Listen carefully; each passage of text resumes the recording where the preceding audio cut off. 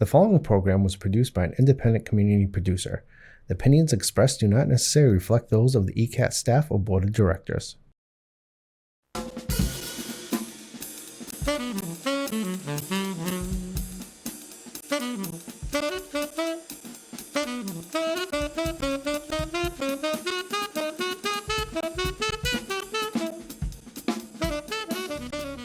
Good day, boys and girls, ladies and gentlemen, residents of Easton. This is Bill Ames, your co-host for today's show. We like to bring into your living rooms via the services of ECAT and Comcast.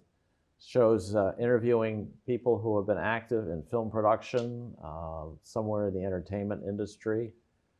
There's many people around who are involved in that, and we're proud to say that I think we've gotten some very good interviews over the years. Me and my co-host, Priscilla Almquist Olsen, sitting to my left, who you'll meet in a second. We no doubt already know, regular viewers, but Film Connection's been in business now for almost 22 years. It started out as part of the Hockomock Film Festival initiative. We also had a film club, which I'm pleased to say, thanks to Ed Hands, still meets and shows different films, mostly major motion pictures. But anyhow, I'd like to kick it over to Priscilla here to ask the first question. Oh, I'm delighted. Mike Noone, thank you so much for joining us today.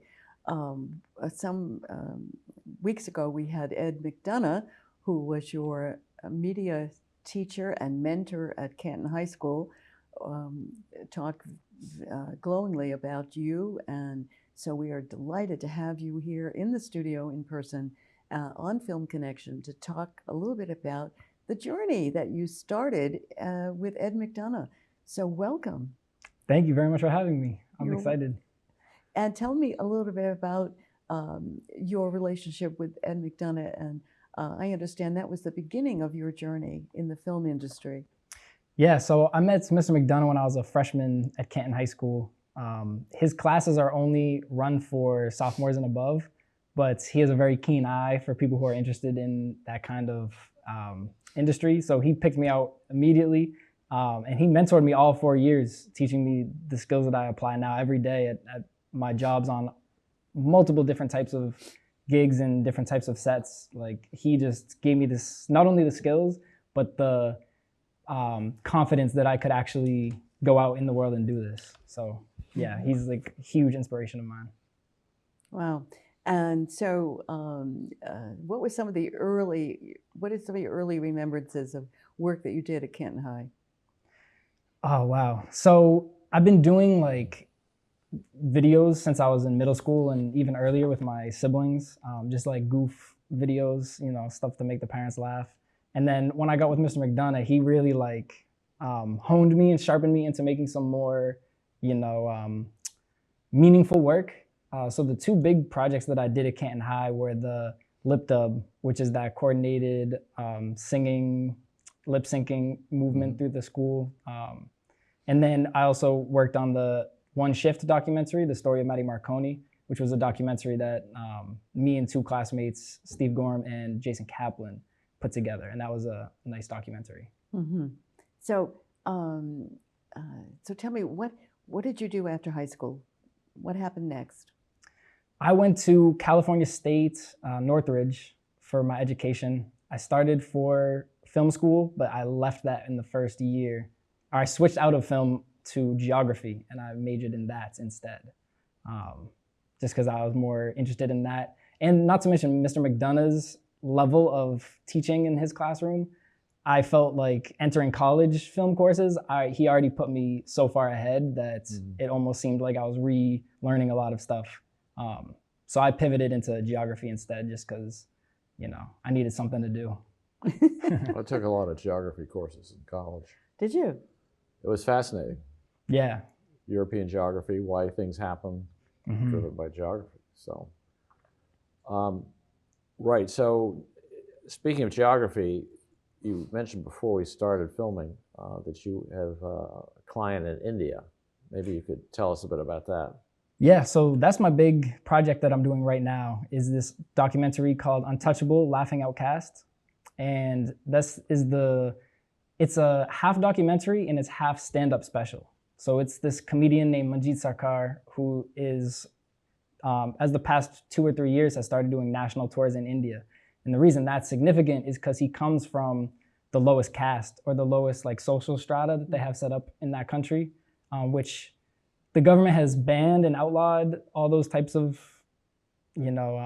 segmentations in society, but they're still very much Untouchables, alive. right? Yeah, exactly, untouchables. In the old days. Yeah, so he comes from that community, not just from that community, but from like in the jungle village. Like he grew up never having seen a train until he was, a young man. So he is now found a voice through comedy, and is doing stand-up about his identity. So he's traveling the world now talking about, his experience in a funny way, which is surprising to people when all the other times you see his community depicted is very sad, is very, oh, these people are so sad, feel all this sympathy for them. And he's coming saying, like he's making jokes about it. He's saying it's not all sad, we have a range of emotions. So that's why I'm in love with this project right now. Because and how did it come about? How did you meet him? Yeah, his business manager studied in the United States. And when she was over here, I met her on another shoot. And we connected over something completely different. We were both working nonprofits at the time. And we just stayed in touch over the years. And then she had moved back to India, met Manjeet, and then started managing him. She's helped organize his tours. And when he needed someone to come in and help clean up this documentary and put it all together to make it work, she thought of me, and we talked. This is only like December that they picked me up for this, so I'm still in it fresh. But so you're making this documentary as we speak, yeah? Oh yeah, I edited it this morning. So you're not in post-production yet. You're still in production, right?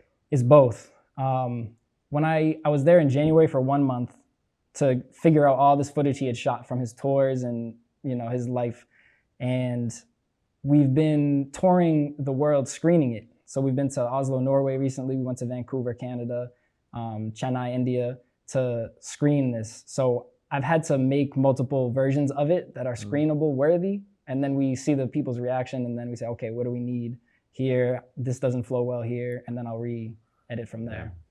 So you must have some financial backing, needless to say. Hardly any. Or is it your credit cards? This is us. Yeah, we're personally investing in this. Yeah, nice. There are some, we'll get paid for doing screenings and things like that. We're making money through this, but for now, yeah, it's more of an investment. And then it's available on the internet. Yeah, so Literally. Probably next year it'll come out on some type of streaming service or somewhere online for sure for people to see. So this fellow speaks English, obviously, right? Yeah, he speaks it very well, but he only started learning it like a year and a half ago. Yeah. He speaks it amazingly.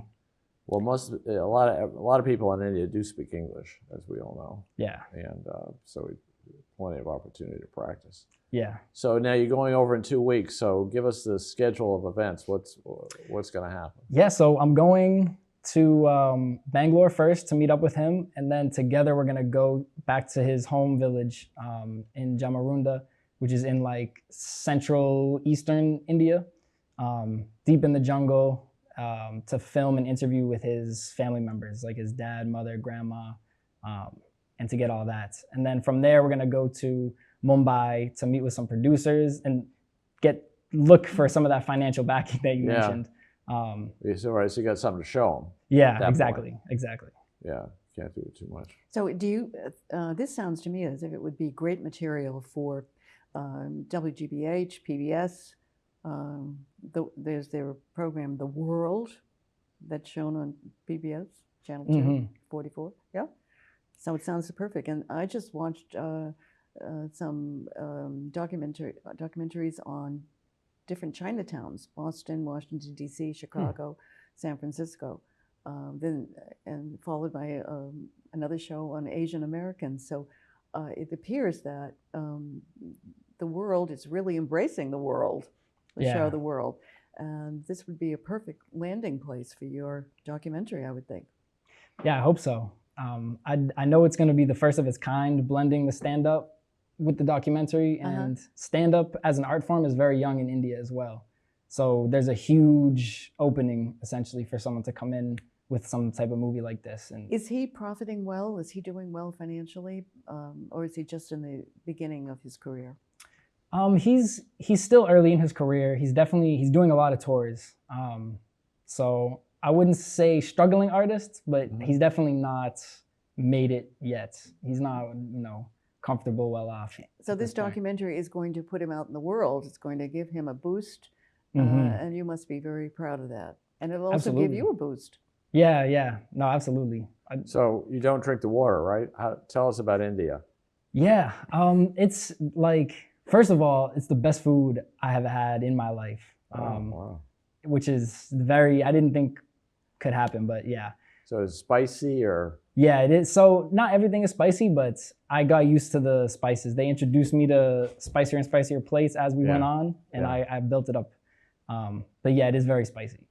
And then bottled water is clean. If I was to be staying there for a couple months, I could drink the tap water in Bangalore specifically. Like, I wouldn't drink that anywhere. Really? Yeah. Yeah. That's traveling. You got to be really used to it, right? I mean, those people obviously, they live, so they survive it. Yeah. So it was very serendipity that you fell into this. Yeah, it's like, I mean, I've been looking for this type of work since I started this my like entrepreneur adventure 3 years ago. So I just been trying to get myself out there and into the world globally. And then sure enough, this past year, they hit me up in December and I asked, can you spend a month out here? Actually, they asked me for 2 weeks, but I enjoyed it so much that at the end of my 2 weeks, I extended another 2 weeks until my visa expired. So I do love it out there. Wow. So tell us a little bit about your previous work. You mentioned that earlier that you worked for some non-for-profits. Yeah, so when I was in high school, I worked for a nonprofit for quite some time in organ transplantation, which I enjoyed that a lot because it's nonprofit type of work. And I, through that, was able to do a lot of their like photography. I always still tended towards like visual arts. So photography, the graphic design, those type of advertisement places. And then when COVID hit and things were kind of all slowing down, I thought, okay, this is my opportunity now to, try and get my own business started and get under my own feet. Yeah. So you're producer and director. So you have to. Is this fellow easy to direct? I mean, is there, how much? He's easy to deal with. He's not like a prima donna. No. So originally, I was only supposed to be the editor for the film. But then we clicked so well creatively while we were working on it that they asked me to start to film for it and to start to direct more of how the edit's going together itself. As he starts to, so that's kind of how it went. So I love working with him. We creatively definitely are compatible with each other. Like if I'm stuck on something, he immediately has the answer for it. If he's stuck on something, vice versa. So one of the questions we like to ask our guests, because we're just country folk here and talking to big city types, is about artificial intelligence. And you must be conversant to some degree on, how do you see filmmaking impacting filmmaking? Not that anybody really knows that much anyway, but you could sort of speculate. How will it help, in fact, your career? Will it help? I think it would help me a lot. Because as I mentioned earlier, I'm doing a lot of different roles on my own. And with new AIs coming out, I can run, instead of having to cut up all of the pauses, uhs, and ums in an interview, I can run it through something and it'll take all that out for me. So it'll cut down a significant amount of time. As far as like the video replication AI, I'm not sure. I think that as that gets more believable, that'll help us on that one. Oh, so yeah, there's AI where you can type in like a prompt where you say like, show me a rabbit running away from a dog with butterflies in the sky. And it'll create something that looks very, very close to real. So is that a special site, a special AI site? Yeah, exactly. Specializes? A couple different, there's different companies that are putting out different forms of it Yeah. to do different things. So yeah, some of them are able to do that. I know things like ChatGPT and language models will give you a script. Some of my own YouTube videos, I'll put in, okay, I went to Thailand, I did this and this, help me with a YouTube script for a video that should be 3.5 minutes. And it'll give me something. And then I'm gonna change it from there, Sure. but I have a template now. Place to start. Yeah. Yeah, exactly. So Yeah. it cuts down a lot of the time.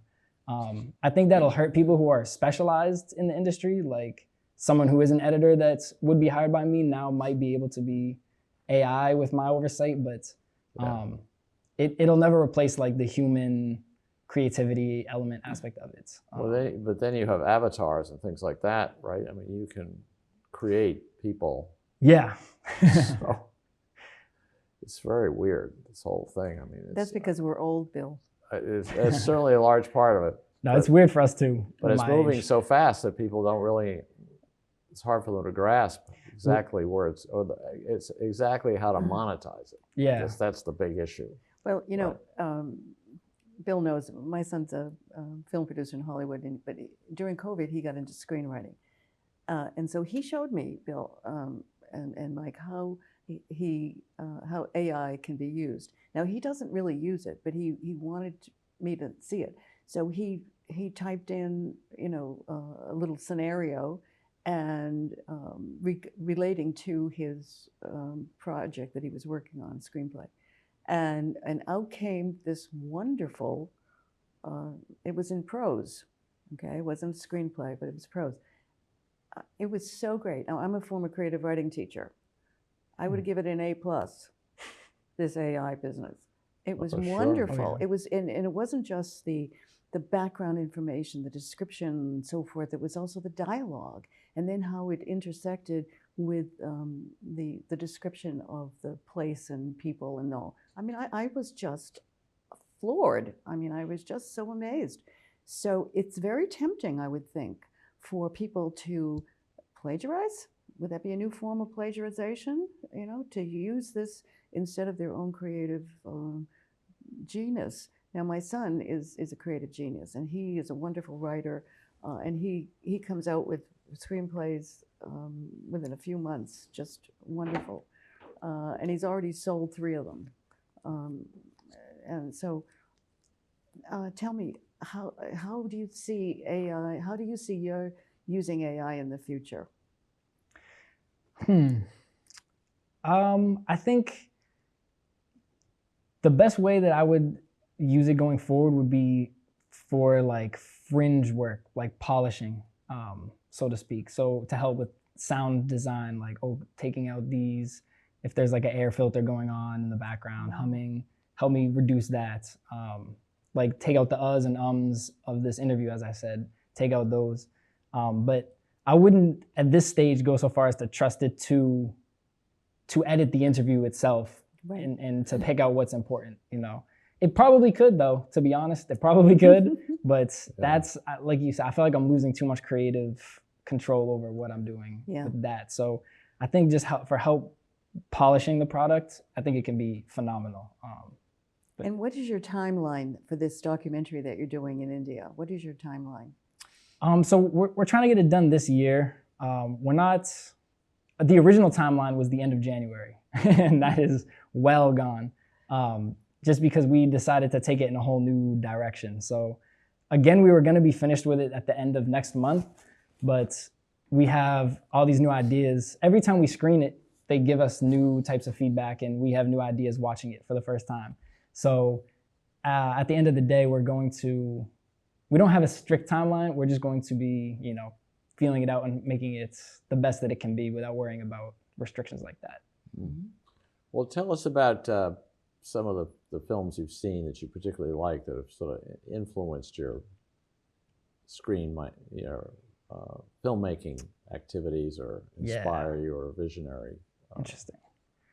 I'm a big fan of Quentin Tarantino as a director, the storytelling that he does. And then cinematography, I love Wes Anderson as well. Like the balance of his shots are very, you know, it's very symmetrical and all that. I don't like to do symmetry, but I like to break it in a way that I think he would appreciate. How do you mean? Help us with that. So like, instead of having like when there's lines of symmetry on the screen, your eyes tend to pull in one direction towards the center, or if there's movement towards specific like areas on screen. And so when you break that and have one side be weighted, it can like lead the viewer. You know exactly where they're going to look first at this character, and then take them to revealing more almost. You can tell. Yeah, exactly. Yeah.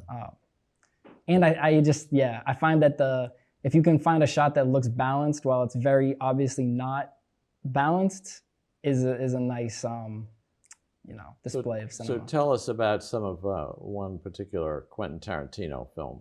That obviously, Pulp Fiction is everybody's top 10 somewhere. No, I think his best is Inglourious Bastards.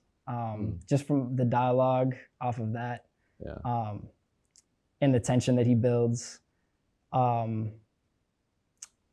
mean, geez, he knows how to build what emotion he's going for, and he knows how to do it in a way that it doesn't assume that the audience is dumb, for lack of a better word. Like he does it in a very lets people come to their own conclusions, which are usually the conclusions that he wants them coming to.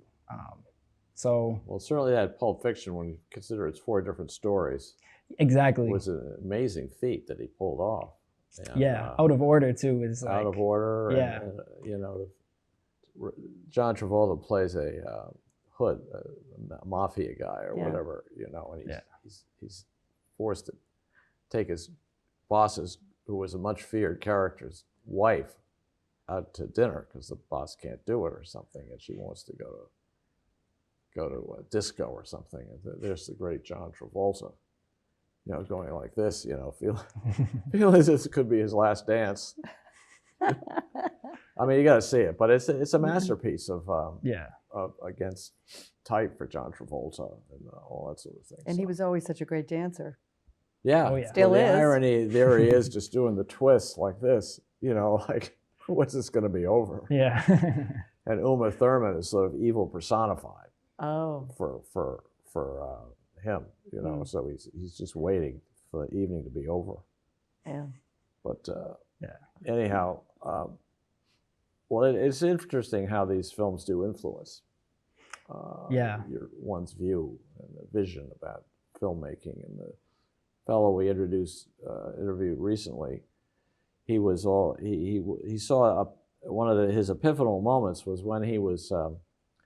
Friend of his was an artist, and this fellow got his camera out, and he was filming the artist painting the picture, and he put it to music. And he said that when he edited the whole thing up, that was his key moment. That he said, "This is good. I'm quitting my job in the engineering business, building bridges and roads," because he knew a lot about filmmaking anyway, but he decided he needed a day job. So we go to engineering school. Isn't that right, Priscilla? Yeah. So it's pretty fascinating. I mean, there he pivoted based on that one thing. That he didn't have to be corporate and wear a suit. He could, as you're doing, start his own business, which is you're an entrepreneur, right? Yeah. So Bill probably wants to know: did you have a pivotal moment? Yes. Thank you. Yeah.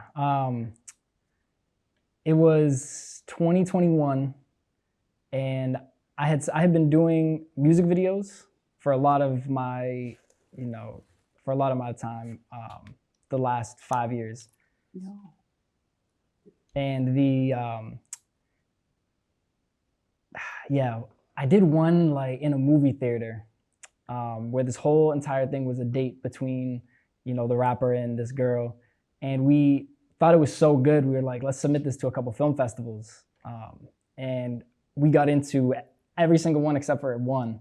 So we were like, okay, that's when I was really like, damn, okay, maybe I can give this more of a shot and really jump into this genre, because I knew I'm gonna be making films as long as I live. So why don't I really try and do it full time? That's quite something to get admitted to all those film festivals. They're pretty. Wow, that's impressive. Pretty selective. So that was the boost that you needed. Yeah, and then I started to submit more to film festivals last year, one of my music videos I did with a rapper from North Carolina. I went down and shot video with him, and that took me to South Africa. I got into a film festival there. I used that as an excuse to go out in last September and attend their Music in Bizo, which is a music conference for a week. In South Africa? Yeah.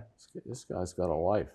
So the film industry and business has given you opportunities to see the wider world, and I'm sure you're enjoying it. Yeah, that's like, secretly, I want to travel more than I want to do video photo work. But it's just simply traveling doesn't really pay you much. So I'm combining the two passions together. Yeah. But if I had to give one up, I would give up photo, video, and just travel. If you had to choose, Mike, a genre that you would prefer, what would that be in the film? If you could concentrate on that genre, what would it be? I would do strictly nature, wildlife, photo, video. Plotless, more or less. I would just love shooting nature. That's like, yeah, that's my thing. Once I can get, a gazelle to pay me money for taking a picture of it, I'm gonna shift and do that completely full time. Like you need a Richard Attenborough though. Yeah, something like that. Exactly. You ride, get the tailwind, get a tailwind from him. Yeah, that would be huge. Those are spectacular shows. Absolutely. No question. That's the type of stuff I would love to. So you can probably tell AI, I want a voice like Richard Attenborough. Yeah, that's a great idea. Here's the script. Yeah, exactly. That's a good idea, actually. Well, then you'd invite a lawsuit. Well, this will have been figured out. Yes, oh, yeah. Sort of like Richard Attenborough. Right. Yeah, well, British. there's a tort that adopting the persona of another person, so you don't want to do that.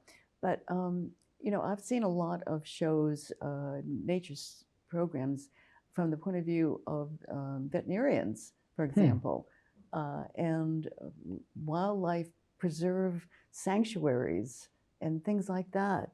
So would that interest you too? Yeah, that would interest me. 'Cause my next, after the nature wildlife, would be documentaries. So if I could combine those two, I'd be just as happy. Okay. So do you have any ideas? What would you start out with? Wow. Would you go to Africa and look in the jaws of a lion, or would you go to Australia and hop along with a kangaroo? See, this is difficult for me because if you were to ask me to go to either of those, I would just say yes. So it's hard for me to narrow down. Like, I don't have places. There's very few places where I would say I don't think I want to go there.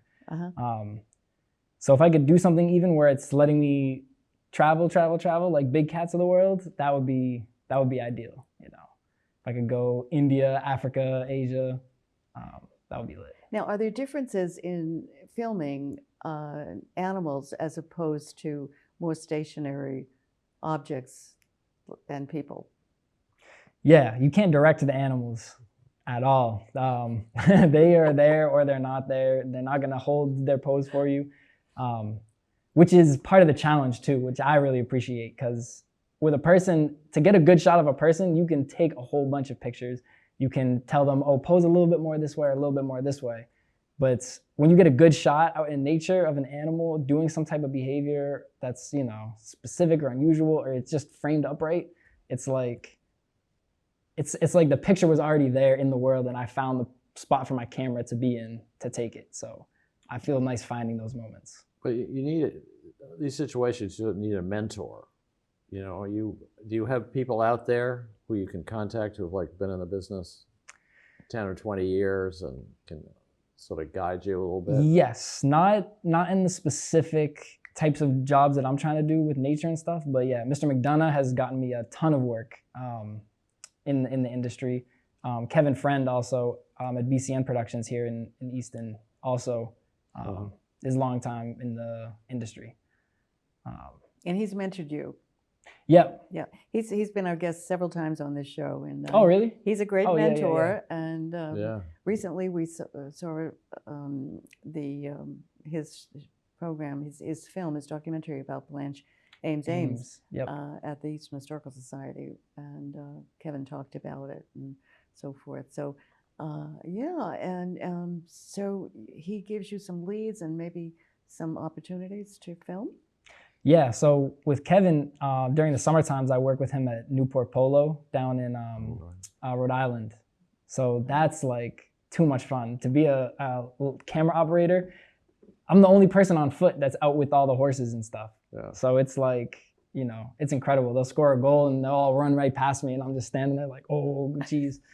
I always asked Kevin why he said they can't use drone footage. They can't use drones. Yeah, no. Because it spooked the horses. Yeah.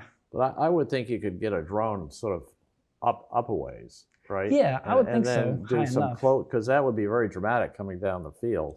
Yeah, that would be an But it's probably a budget. You probably have to have a drone that can last more than half an hour or something. Yeah, which they get expensive pretty quickly. Yeah, yeah. Although you could use it to have to intersperse with the rest of the shots. You know? Fake it. Yeah, right. Yeah. Because they're all moving so fast. I mean, you know, why would anybody care as long as they hit the goals? Yeah. Well, that's interesting. Yeah, Kevin's had quite a good success putting together his business over the years with the cable and all his documentaries. I mean, good Lord.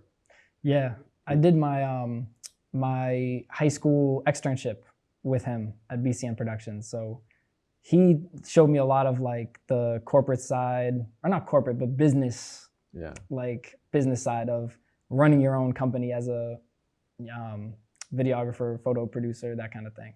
So between Mr. McDonough showing me that I could develop the skills, and then Kevin showing me that I could actually like make it work as a business on my own, that really gave me the confidence that, all right, man, I'm gonna hit some potholes here and there, but long term I can make it work. So you've accomplished a lot in your young years. I mean, you're probably looking younger than you are. How old are you? I'm 25. Okay, 25. Yeah, 25. Wow. Impressive.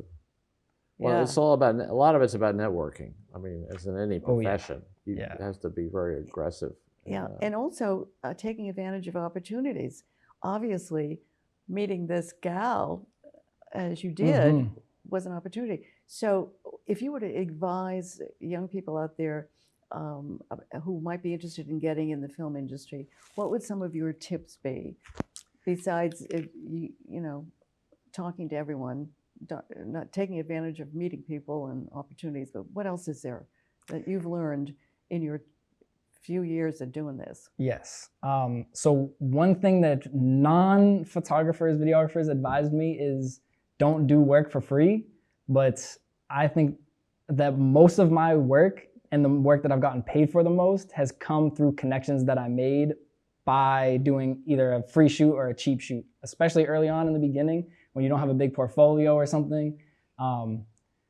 That plus the fact that you're doing this to be creative. So if you feel like creatively pulled towards a project, then do it. Don't worry about the money at that point.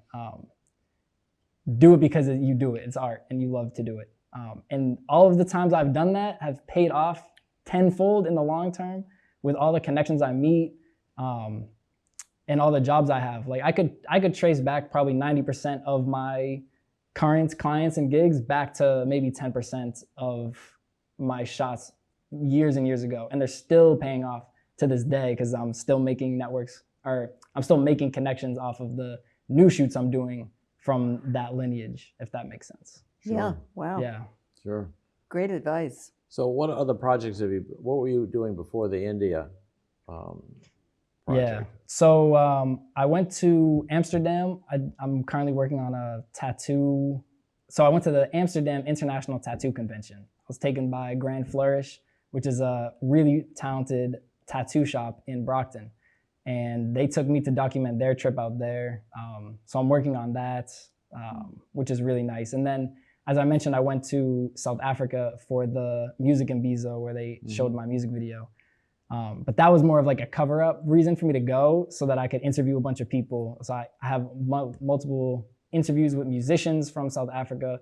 I used that to take a stop back in Ghana. I studied there for a year when I was in college. So I went back there, met some friends, did some interviews there. Yeah, so my main project now is working on my own YouTube Mike Noone visuals to get, just to show people the world that I've been seeing the behind the scenes on all of these types of jobs and whatnot. So do you watch YouTube videos to try to see what the competition's doing? And I do not. No, which I should do, but you probably don't have enough time. yeah, I don't really have the time for that. Yeah. Well, you're 1 year in Ghana. That must have been fascinating. And what did you learn there that has helped you in your present journey? Yeah, so I studied at the University of Ghana for a year, and that was the first time I actually had left the country. Was making that decision to go there, so that helped me hugely get over my fear of the world. The reason I picked Ghana when I was looking at all the the study abroad locations that I could choose from at my school, I was going through, it's like England, Taiwan, blah, blah, blah. And when I got to Ghana, that I felt inside me like a pang of fear almost, of like, whoa, why is this here? Because my understanding of Africa as a continent at that time was, dangerous, poor, scary, all these like negative stereotypes. So, well, there were a lot of wars going on. Yeah, yeah, and it's a huge continent, and that's all that is being portrayed to us as. So when I saw them on the list, I immediately, all those like conditionings and stereotypes hit me at once, and I was like, oh, definitely, not there. And then I got to the end of the list, and that was the only one that elicited like a response from me, and I had to think, well, they're not going to offer me to go here if it's actually this dangerous and stuff. So that told me right there, that's where I have to go. And that was probably the best decision I've ever made in my life, because now here I am, 6-7 years later, and traveling the world entirely now. So, So what did you learn in Ghana? That helped you? What did you pick up that helped you in your film industry journey? Two things. I would say the rather than what I picked up it's more so about what I lost and what I kind of shed from myself, which was a lot of like self-doubt about being safe in the world. It helped me strip a lot of my stereotypes away of Africa and what it is, and the types of people that are there. So I gained a lot of confidence in myself, being able to solo travel in places, especially where I stand out and don't look, like how everybody else looks. And then a lot of their social customs are different than ours. So I had to learn that, oh, someone's not being rude, they have a different social custom than I do. So where we're taught, oh, this action is rude, this action is polite, they have different actions in those different categories. So I learned about myself that, okay, this isn't my personality trait telling me that this is rude. This is the society that I grew up in telling me that that's rude for someone to do to you. So, unlearning all of these things and just having it open my eyes to the rest of the world was huge. They had a 2-month break in between semesters. And for those 2 months, I used to travel around the whole continent. So South Africa, Lesotho, Zambia, Kenya, Egypt, the United Arab Emirates. Wow. I hit in those 2 months. So I was able to see a very diverse sections of the world in a very quick. I'm beginning to see your strategies becoming clearer for your business development, right? You focus on these continents, Africa, India, that sort of thing.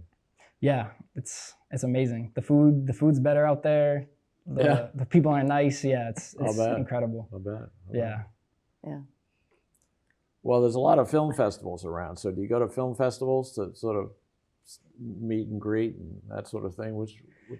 Yeah, so definitely I do that. I do a lot of them. I submit to a lot internationally because I use that as an excuse to go and take a trip there.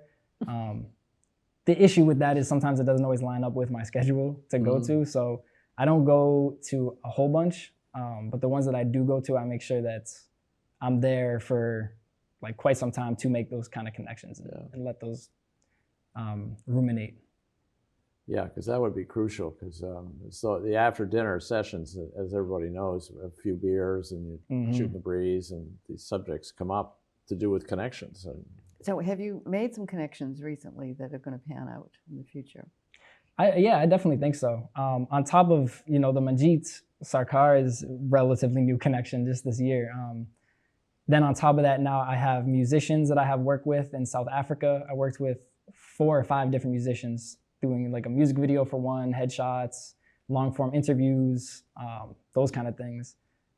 Same with Ghana and West Africa when I went back. One of my best friends in college turned out to be a makeup artist. So now we're doing collaborations there. Yeah, I mean, pretty much everywhere I go, I try and find someone or some way to get back, even if it's not in film directly, some way to get back, because everybody needs visual media done. Well, I watch the BBC News Channel, okay, and they have a lot of special shows on Africa. And it's always interesting, you know, because we're so used to sort of the Western industrialized models. But when they start interviewing these people in these villages in Africa, suddenly you go around this, someone has a cell phone, right? And they're, you know, talking to somebody, playing a game or investing in the stock market in some, you know, rural part of Africa. It's really gets your attention. It's the impact that modern technology is having. A place like that. It's insane. The increments are huge. Oh yeah. Think about it. Especially in the former topic of AI. I mean, when they they're genius makers. It's a genius maker, that sort of thing. So, well, I just wanted to just express, when I was 30, which is over 50 years ago, I was in East Africa, and my former husband was doing a postdoctoral at the Max Planck Institute for Biochemistry in Munich. And one of the department stores had these travel. You could go with them on the plane, and then you could go on a safari. Well, we took the plane, but we made our own safari and hired a huge Land Rover with a guy who was in the same lab with my husband, and we did our own land, and we had some incredible experiences, which I'm not going to elucidate now today. But it was the time of Idi Amin. You know, there was a movie made about him. And when he kicked out all the Indians who'd been there for 5 generations, we were on a bus from Kampala coming out of there and faced a 20-year-old with a submachine gun on a tripod staring at us. And I started singing, "Put a Smile on Your Face." And the whole group of 6 of us thought it was going to be the last thing they heard on the planet. But instead, the guy smiled and took his finger off the trigger. And so I have a lot of stories too. But it's amazing because I had never been to Africa. And I know what you're saying. It opens up a whole new world. And to the customs and to see the Maasai. And, you know, I bought one of those necklaces from the Maasai. And, you know, it was just amazing. Yeah. And then to meet a wood carver who took us into the bush to meet a chief who had 5 huts because he had 5 wives and 27 children. I mean, that was an experience too. I mean, well, they're all like in Somalia. I mean, good Lord, everyone's seen Black Hawk Down. You know, that sort of thing. And, so there've been a lot of movies that have used the background of history from Africa. King Solomon's Mines. It's the first movie I ever saw up at the local theater here. Stuart Granger. For 25 cents. 25 cents. It was all about King Solomon's Mines, which was somewhere in Africa. Yeah, we have a movie, and in fact, the ticket office is still there. I saw that. They haven't taken it down. Right in the afternoon. They show them in the afternoon, so your kids could get home for dinner. Time like that. You probably and there were 2 major movies, two major movies, newsreel and cartoons. Right. For 25 cents. A Hopalong Cassidy short would introduce the main show. Yep. And, Hopalong. Yeah. And the Lone Ranger and Tonto. We digress. But anyhow. Now you know how old we are. Yeah. We've been around a long time. Seen a lot of movies. Well, I've seen, so I'm just trying to think of some African movies I've seen. Well, Elizabeth Taylor starred in what? Night of the Iguana? No. That was in Mexico. Yeah, but she was Cleopatra. Of course, that was Africa. That's Egypt. Africa. Yeah. Well, that was, So remember that one? Yeah. Well, anyhow, this has been quite fascinating. I think my takeaway is that we have someone who's involved in international filmmaking, which we've never had before. That's right. And it's very, talk about a strategy, a business strategy for your future. I mean, clearly the University of Ghana was an inspired choice. Oh yeah. It made you comfortable. And Oh, it yeah. also gave you the travel bug. So- Yeah, big See, time. So you are an advocate of people, college students, taking that year off and studying abroad, I'm sure. Oh yeah, yeah, So- 100%. I was one of the early ones. In 1962, I got a scholarship to attend the University of Stockholm in Sweden. So I was there for a year. And boy, did that give me the travel bug. And it was one of the requirements before I'd marry my husband that we had to spend 2 months on a honeymoon in Europe, or I wouldn't marry him. Is that right? Yeah. So the travel bug is a good thing because it opens up new worlds, and it obviously energizes your creative impulses.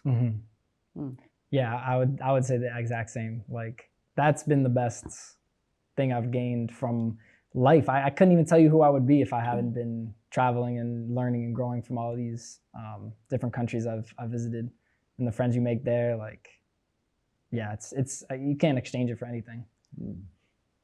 So, where are you going to pitch your film about the Indian stand-up comic? Where do you hope it will land for the public to see it? Yes. So I'm not at liberty to name names, but we've been approached. So it's a good. We're gonna be good. Yeah, but it's too No, early. we understand. but We understand. Yeah, it'll be available. It's going to be available for the wider public, so we're going to be able to turn on our television and see it someday. Yes. Yes. Absolutely. Well, India's got to be a great market. I know we all know numerous people who live in India, and they had the. Yeah, well, your brother Freddie, his best friend he went to college with, he's been there lives in 7 India, times. and he goes there every year. But they have Bollywood, which is a big. Yep. What exactly is Bollywood? Now that we're on the subject. Yeah, it's like their film industry. Yeah. It's obviously a takeoff on Hollywood, right? Yeah, I believe so. Yeah. Now, you have boosted the future for this stand-up comic. And what's his name? Manjeet Sarkar. Yeah. Okay. ManjeetSarkar. Does he have a website? Yes, manjeetsarkar.com. Oh, there we go. Okay. We'll And put that in the post-production. yes, right. And so for those of you who are viewing this today, we're going to be putting up some contact information for Mike Noone, and that's Noone, Yes. Yep. Noone, so that you can contact him if you're interested in using his services, and you can see some of his work on his website, which is MikeNooneVisuals.com. Mike Noone Yes. Visuals. Yes. Visuals.com. And Noone has an E on the end. Yes. Mike Noone with an E. Visuals.com. Okay. Yes. So check it out. And you're in 2 weeks, you're going to be in India. How long are you going to stay there? I have a one-way ticket right now. I have my visas for a year, multiple entry, so I'm going at least a month, and then we will see from there. Well, can we Zoom an interview with him from India? Yeah. We that'd be fun with could. me. Why wouldn't that be good? Wow, that would be wonderful. Our man in India. And then we could meet your friend, who's the Yeah. budding stand-up comic, and see some of the. That would be good. That would be fun for us, certainly. It would Yeah, be. I would like that. Yeah. Would you? Okay, so stay tuned, everybody. We're going to be doing a Zoom from India with Mike Noone and his friend, the stand-up comic. Manjeet Sarkar. Okay. So you resisted the temptation to call your company High Noon Productions? So that is technically what it's called, yes. Oh, really? It No. is High Noon Productions, yeah. Really? Yes, actually. Oh, that is fabulous. Funny, That That's is- funny, Why actually. not, you know? Yeah. I went through a period where I decided I wanted to just be my name. It's me. So I changed it over to Mike Noone Visuals. Plus it was a little, I named it High Noon because I was doing like rap hip hop videos. Yeah. So it has a couple different types of meanings. if you understand. So Yeah. I decided I'll just go with my name. So out you in were the world. formerly High Noon, and now you're Mike Noon. Yes. Yeah. Visuals. And before that, I was half past noon in high school. I was half past noon productions. Oh, half past noon. No, it's Oh, great. that's funny. But now I'm just me. Yeah. Yeah. Okay. And Well, so you have a website that sort of chronicles your journeys and things like that. Yeah. So on MikeNoonVisuals.com, I have a lot of my photo work, and then YouTube is where I have a lot of my travel and those kind of documents. MikeNoon.com. We'll give you a link. Yeah, Mike Noon Visuals. Mike Noon Visuals. Visuals, yeah. dot com. Memories. Yeah, either .com, you can search it on YouTube, Instagram, all that is all Yeah. Mike Noon Visuals. Yeah. That's very exciting. Gosh, what a future this I fellow know. has. And when you're in India, maybe you can start videoing some of the nature there, including the Oh, animals. yeah. Yes. And I would think, they revere the cow, the cow. Mm-hmm. So that is an interesting concept that most Westerners don't understand. Yeah. So, but maybe some of our vegetarians would appreciate Yeah. it. Well, Kipling Yeah. wrote a famous poem about India, Tiger, Tiger, Burning Bright, or something like that. Yes, right. There's an idea for you. Who is that? Rudyard Kipling. Oh, okay. I'm not Have you familiar. heard of him? I Are don't you- think so. Roger Kipling? Rudyard. Rudyard Kipling. Kipling, Kipling. Yeah, you should. A famous American poet. And he wrote an amazing poem about Tiger, Tiger, Burning, whatever it was. Yeah, It's- Tiger, Tiger, Burning Bright. He's one of Yeah. the most famous poets of the. Oh, wow. Now I'll check him out. Yeah, Yes, you should. And Tiger, help me with that first line. Was it Tiger, Tiger, Burning Bright, or something Yes, like that? yes, it was Tiger, Tiger, Burning It's Bright. all about India. Kipling's Tales of Ooh. India. So Yeah. Okay. there is a possible idea for it. Definitely should check while that you're out. over there. Check it Yeah. He out. wrote all sorts of poems about India. He's Damn. like Yeah. world famous guy. Back Yeah, in those he's days. somebody that we studied in high school And he- and college. I might have come across him, but yeah, That guy doesn't you got a strike lot me. of things to think about. Bill, times are changing. Yeah, well, he spent a lot of time in Vermont, Rudyard Kipling, Yes. in Brattleboro. Is that right? Yeah, Oh, what do because you his know? wife was from Brattleboro. Happy wife, happy life. So Yeah. he didn't get along with his brother-in-law. I know. And smoked a lot of. I think he died of cigar smoke. Who? Rudyard Kipling. He He did? loved cigars. Oh, dear. A good cigar. A woman is just a woman, but a good cigar is a smoke. That was his famous line. that's funny. So you can see his general worldview. So it's quite fascinating Hmm. in terms of India and those whole exotic connections. So Yeah. you're scratching around for ideas. Yeah, so, right. So definitely. Rudyard Kipling, and his journeys in India. Yeah. I think he went there. Okay, so thank you so much for being our guest today, and we wish you continued success and a wonderful trip to India coming up in the next 2 weeks. Today is May 8th. 8th, 2024. We forgot to say that. And so by June, you're going to be having a good idea as to how this documentary is going to develop. Yes. Yes. Well, this is I'm very fascinating, and perhaps you will do a Zoom with us. Yeah, that would And be fun. Full follow up, because to have someone who's doing all this in a foreign land and all this business, it's Oh, this is pure a- gold for us in terms of. Thank you, Bill, for something that different. great idea. Well, you're welcome. Mhm. Okay, and so thank you to Mike Noone and of MikeNoonVisuals.com being our guest today and showing us what a young person of 25 years has already accomplished. It's just amazing. And we have to thank your mentors, Ed McDonough and Kevin Friend, for bringing you this far. But you're on your own and you're doing great. So continued success. Absolutely, and we'll look forward to seeing you hopefully on Zoom at some point. And In India. in India. Thank you for watching, ladies and gentlemen, boys and girls, as I like to say. It's another show of the Film Connection, and keep watching for our next show. We try to do one a month. We pretty well stick to that schedule, and there's plenty of people around. And as we found with our guest today, you never know. what's next. So thank you very much for watching, and have a good rest of the day. And until next time, this is Priscilla Almquist Olsen and Bill Ames. saying farewell. Until next time, be well.